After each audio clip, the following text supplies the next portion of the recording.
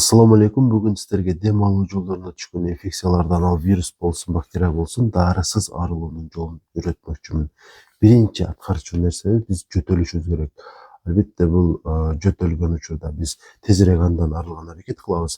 А бирок сиздер түшүнүшүңүздөрдү каалайт элем, жөтөл дагы организмдин коргоочу механизми. Андыктан эгер сиз жөтөлүп калган болсоңуз, эч убакта кайгырбаңыз. Бирок өтө көп жөтөлө берген деле жакшы эмес. Анан эгерде ушул дем алуу жолдоруна инфекция түшкөндөн улам кыйналып жүргөн болсоңуз, мисалы какырыкты чыгара албай же болбосо мурун өтүп ушул сыяктуу белгилер болуп жаткан болсо, демек сизден ушул аткарчу биринчи ишиңиз бул жөтөлдү биз искусственный пайда кылышыбыз керек. Кантип пайда кылабыз? Бул мен мурда да айткам, дагы бир ирет кайталап атам. Демек биз терең дем алабыз, анан катуу дем чыгарышыбыз керек да, мисалы. Ушул нерсени кайра кылсаңыздар, колду бийик көтөргөн абалда катуу дем чыгарсаңыздар, жөтөл пайда болуп кетет. Биринчи, экинчисинде болбошу мүмкүн, бирок үчүнчүсү, төртүнчүлөрүндө болот. Ушуну саар-кеч жасап турсаңыздар жакшы болот. Эгерде терең кыйналбай дем алып жүрөйүн десеңиздер. Экинчи ыкмабыз буга караганда натыйжалуураак жана аткаруунан деле кыйынчылыгы болбойт.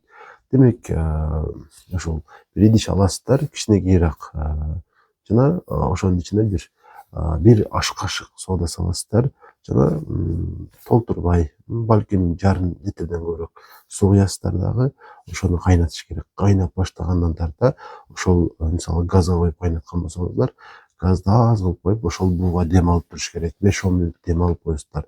Эртеликке ушуну жасап турсаңыздар, 2-3 күнгө чейин Кудайым буйрса, сиздердин мурнуңуздар ачылып, көкүрөгүңүздөр бошоп, кенен дем алып каласыздар. Анан эгерде сиздин гайморитиңиз болсо, албетте суук башталышы менен дароо баш кийимди кийип жүрүш керек болот. Баш кийимди баштан түшүрбөш керек болот. Анткени бул ошол сиздин гайморитиңиздин күчөшүнө, козголушуна алып барышы мүмкүн. Негизи гайморитиңиз бар, бирок азыр жакшы билесиз, бирок ал козголуп калышы мүмкүн.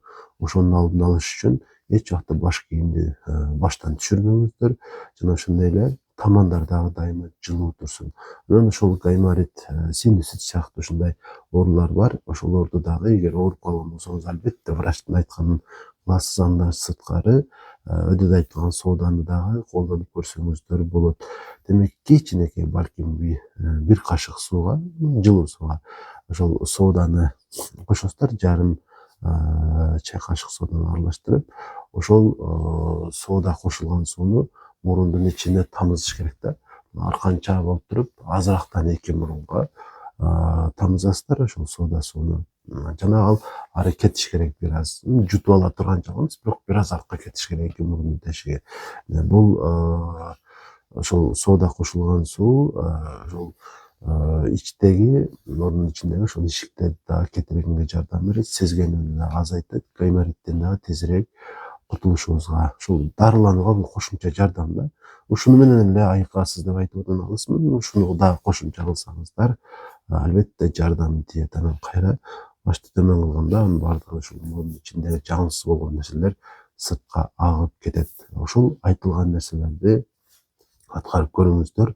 Ар бир адамга болот, эч кандай зыяны жок. Эми албетте жаш балдарга айталы, 5-6 жашка чейинки балдарга буну жасабай эле койгонун, чоң адамдар болсо мунун эч кандай зыяны жок. Тескерисинче, эгерде сиз кыйналбай турган болсоңуз деле, анча-мынча мурун өтсө деле, анча-мынча ушул какырыкты чыгарыш кыйын болуп жатса дагы, ушул айтылгандарды аткарып турсаңыздар, Кудайым буйрса, сиздерге жакшы жардам берет деп ойлойм.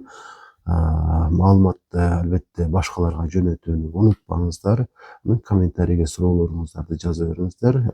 Жалпы окшош суроолордун негизинде балким ушундай бир видео материал даярдап калышым ыктымал. Же болбосо сиздердин суроолоруңуздарды чогултуп туруп, түз эфир учурунда жооп берип калышым ыктымал.